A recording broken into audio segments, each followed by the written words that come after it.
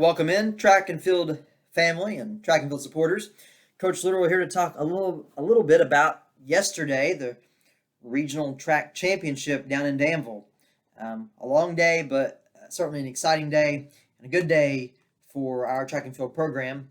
We'll start just by kind of going through the events that we ran in and talking about those and the kids in those events. And first, event of the day was an exciting one, the 4x800 meter relay.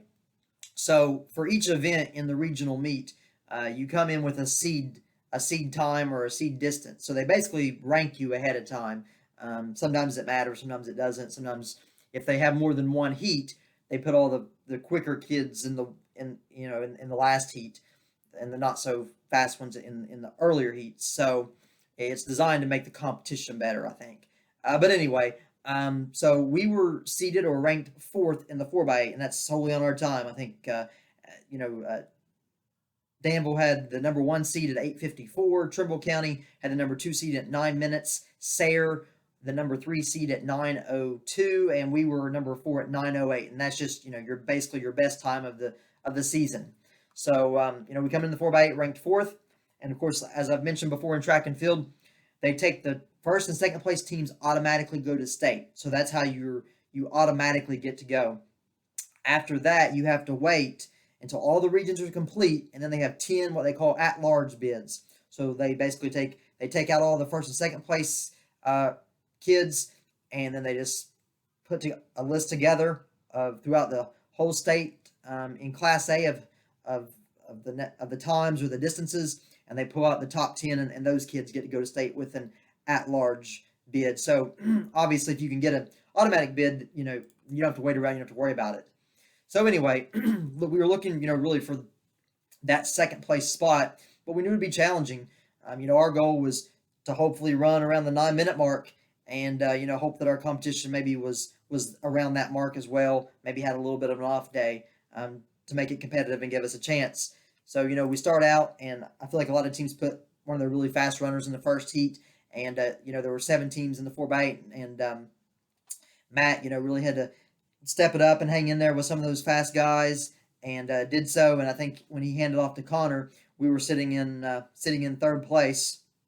A little bit of a gap between us and the second place team, and Connor, as he's done in a lot of races, has been able to make up that difference, and he got us back into second place there in the race in his leg of the race. And then Bryant was able to maintain that, and we were able to keep second place through his leg. And then Mike got, I think it was probably about 3/4 of a lap to go near the end of the race, and I think the Danville kid kind of overtook him and maybe got 5, 6, 7 feet in front of him. And then as they came down the turn to coming down to the last 100 meters, Mike was right there with him, and gave him credit, kicked it in, and out sprint the Danville kid, and got us the runner-up finish, so the automatic bid to the state championship next week. So it was an exciting race. You couldn't have asked anything else for our kids. They ran an 8 minute and 53 second 4x8, so we improved by 15 seconds. It's a school record. Like I said, we would have been pleased with a 9 minute run, and to go out and give that kind of effort, give that kind of heart, and to run for their teammates, because they knew that's what they needed to do to be successful. That's one of the great things about this team is they'll do that. So started off great with your automatic qualifying bid to the state championship. Next, we had had a little bit of a break. Well, the running kids had a little bit of a break. The shot put was going on at that time as well, and Braden Appleman threw 31 feet. John Paul set a personal record in the shot put yesterday and threw 35 feet 2.5 inches. So always positive when you can get those personal records. I'd say the next event was probably the long jump, as we were waiting around for the next running event that we were in. And the long jump, Matt jumped 14 feet 8.5 inches. And the way they do the jumps and the throwing events is they let everyone throw their 3 attempts. Everyone gets to throw 3 times. And of course, you get to take your highest distance. And then in the region, they bring the top 7 back. And those 7 get to do it again. They get 3 more jumps or 3 more throws. And of course, at the end of the day, doesn't matter when you got your throw, they still look at the whole field and they give the top 6 a medal. And that's every event. But even if your best throw was, or best jump was in the first set of 3, that still can still count. But anyway, Mike got, I guess you would call it, invited back.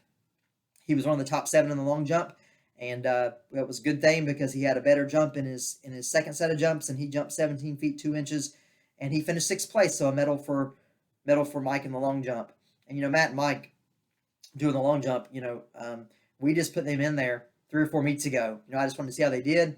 Thought they did pretty well considering there was no practice at all. Mike jumped a little bit as an 8th grader when he ran track back at Campbell County, but if we could really, I think, work with these guys, and if our pit was in better shape, our jump pit that we have at the boat dock just stays so wet all the time, and it's really hard to use it unless it's been dry for several days. But for as little as they've really got to practice, most of their practices have been in the meets. They both did well, and to medal in the long jump for Mike was really impressive. Moving on to the 1,600-meter run, which was probably the next event of the day. Connor Snap and Grayson Miller competed in that. And there were 22 runners, and Connor set a PR in that. I wouldn't call it a big PR because it was only a couple seconds faster, but it was big in the fact that Connor went sub-5 for the first time, sub-5, below 5 minutes, ran a 4:59. So, that's always a goal for a mile runner. You want to get below that 5-minute mark, be sub-5. So it's good to see Connor do that, and he placed 5th. So, Connor took home a medal there as well. Grayson Miller set a PR of 5 minutes and 25 seconds in the mile. And, Grayson, just an 8th grader, finished 12th out of 22 runners. I went back and looked at the grade levels of the kids competing. There was a 7th grader who finished near the end of the race. And then Grayson, 12th out of 22, so sort of the middle of the pack. And, he was the second youngest runner, in the race. And like I said, everyone who finished ahead of Grayson was an older athlete. So good to see, your 8th graders come out and, hang with the field and be competitive. In the girls' 1,600-meter run, Braley competed in that, and she ran 6:03, pretty close to where she's been staying pretty consistent this year in her mile.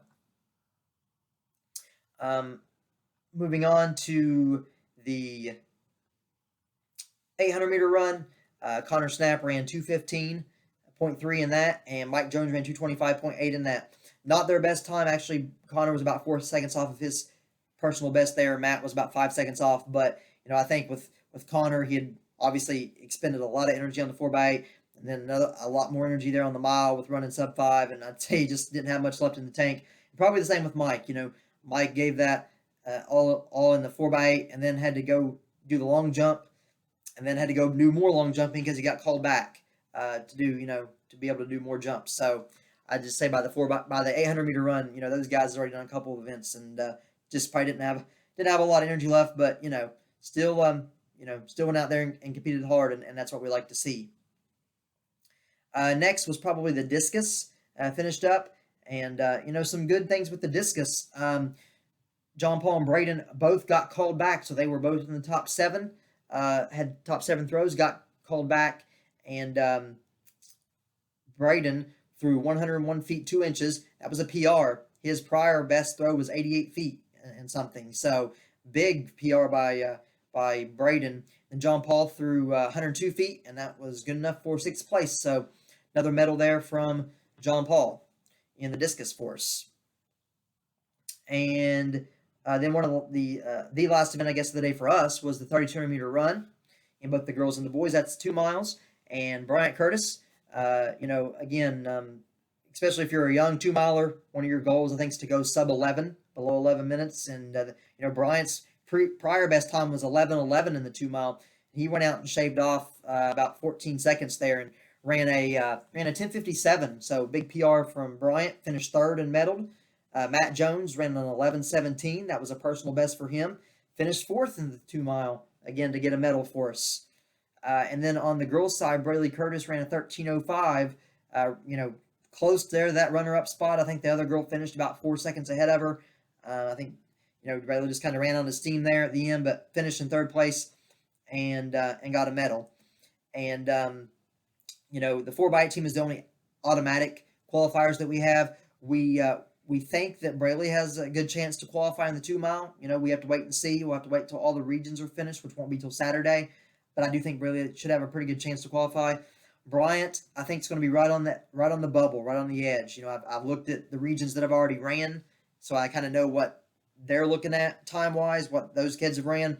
And I've looked at, the regions that are left and what are the 2 milers running, and obviously that's not an exact science, but, I think Bryant's either going to be right there on the edge. He's either going to just get in or just not get in, just miss getting in. So, we'll have to wait and see, but certainly it'd be a positive to get a couple more kids at the state meet for us next week.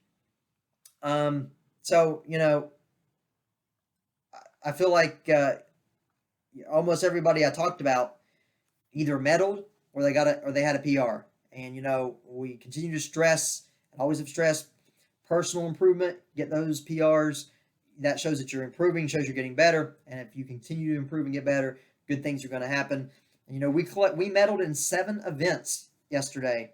And just as a comparison, from 2015 to 2019, of course, we didn't have a track and field championship in 2020 because of COVID, but from 15 to 19, in those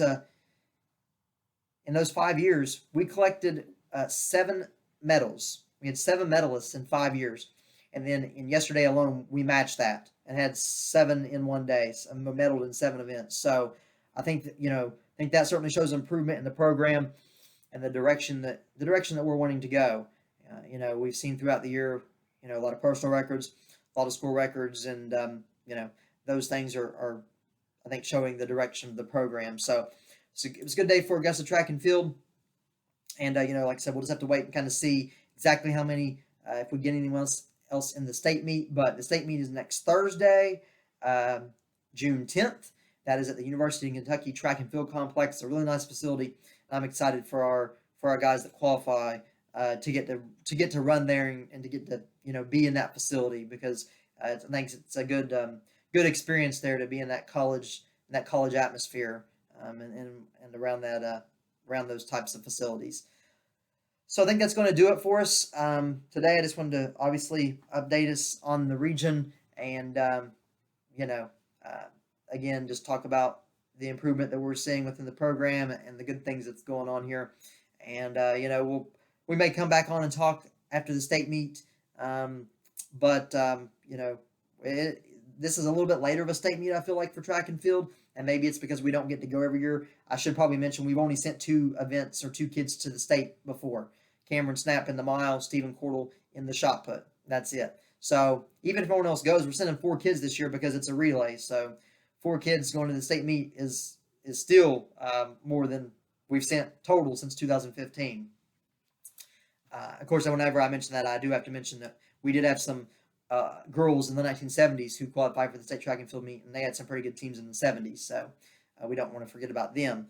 But it's hard to believe that with the late June track meets here, that it's really almost time to start talking cross country. Those kids that don't do track or are now finished with their track season, they'll have a couple weeks off, and it's time to start their individual training for cross country, because we picked that up on July 12th is our first cross country practice, so really just over a month. We'll have a little bit of downtime, and then we'll be right back into it, and looking forward to another exciting and successful season across country. So that's going to do it here today. Thanks for tuning in, and keep track on our social media pages. We'll be continuing to put some stuff out there about the region and the accomplishments, and talk about the state meet coming up. Thanks, and everybody take care.